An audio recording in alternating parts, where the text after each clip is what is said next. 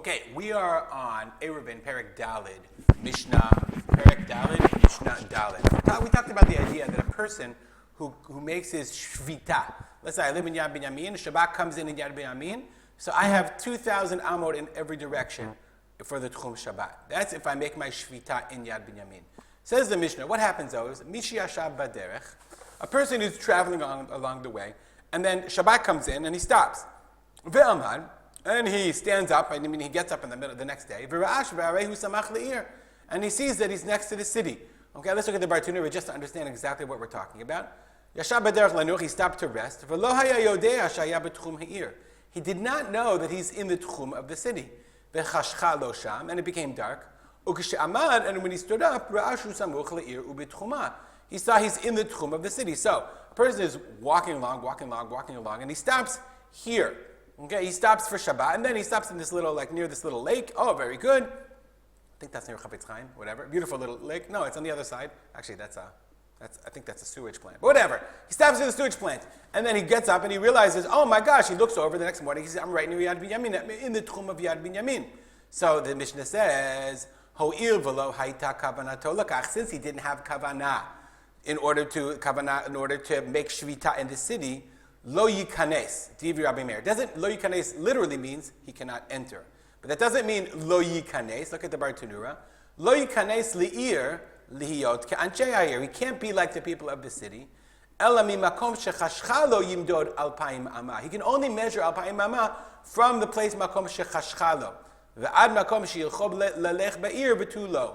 He can only go from 2,000 amot from the city, from where he stopped. So, in theory, this is 2,000 amot. So let's say I made my shvita right here. Okay, so I can only go. So in this case, I could go to Yad Binyamin. Actually, Yad Binyamin, if you think about it carefully, if you know the map, it takes up this entire area.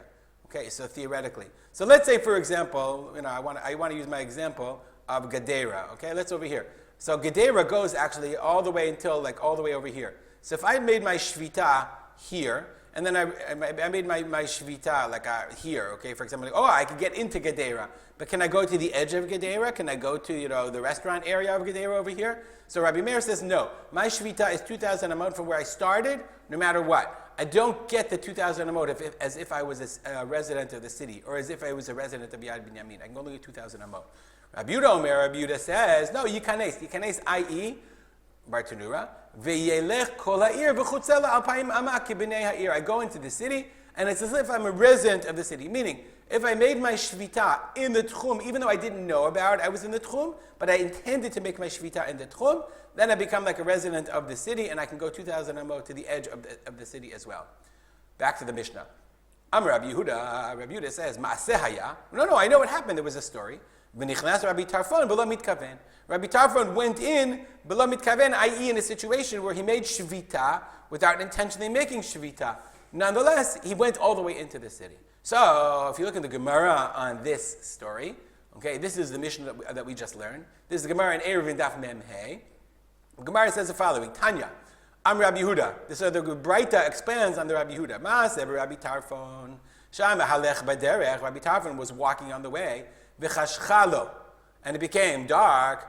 V'lan chutz la'ir, and he slept outside the city. The shacharit, the next morning, matzu ro'e bakar, the shepherds, they found him. Amru lo, Rebbe, harei ha'ir lefanecha, hikanes. Rebbe, the city is in front of you. Go into the city. Nichnas v'yashav bebeit hamidrash v'darash kol hayam kulo. He went in, went to the Beit Midrash. Rabbi Tarfon's here. Let's hear a shir. He went and gave a drasha the whole day. So therefore, Rabbi Yehuda says, from this I see that even Rabbi Tarfon, the great tzaddik, Rabbi Tarfon, the great sage, he went into the whole city.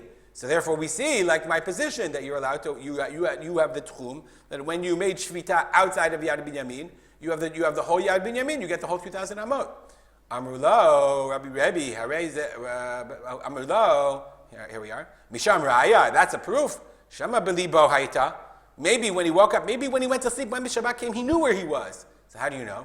The shepherds found him, but how do you know what he had in mind?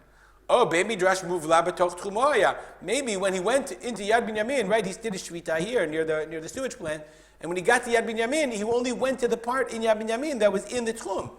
Maybe it was muvla b'toch tchumo, so therefore you have no raya, you have no proof that Rabbi Yehuda's position is correct. Nonetheless, Bartunura says, Halacha ke Rabbi Yehuda. We pass them like Rabbi Yehuda. We'll stop. If you have any comments or questions, as always, email me at arspolter@gmail.com. And we'll dedicate our learning to the memory of my father, Rav Simcha ben Yitzchak Kalman. Have a great day.